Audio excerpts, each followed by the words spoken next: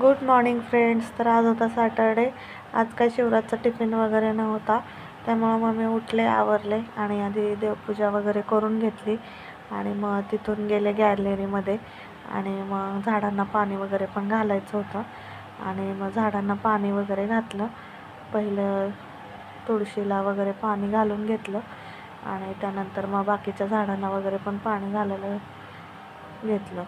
आणि इकडे बघू शकता मी नारळाचं झाड, कलशमधलं नारळ होता, तो खूप मोठा झाला होता, त्यामुळं मी तो कुंडीत लावून घेतला आणि छान वाढलेला पण आहे तो. आणि बाहेर वातावरण पण चांगलं होतं. आज काही पाऊस वगैरे काहीच नव्हतं, एकदम स्वच्छ वातावरण होतं बाहेरचं. आणि मग तिथून घरामध्ये आले आणि सकाळी लवकर उठून मी मांडणीची भांडी वगैरे सगळं घासून घेतलं होतं.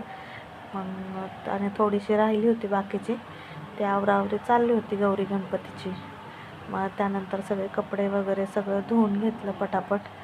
आणि शिवराज काही सकाळीच आईकडे गेला होता, त्यामुळे तो नव्हता घरामध्ये, म्हणून सगळी कामं पटापट आवरून घेतली आणि त्यानंतर मग त्याला आणायला गेले.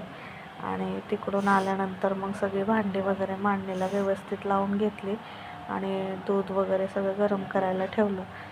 आणि आज काय स्वयंपाकाचं एवढं नव्हतं, फक्त खिचडी भात वगैरेच बनवणार होते संध्याकाळी, त्यामुळे आजच्यासाठी एवढंच होतं. बाय.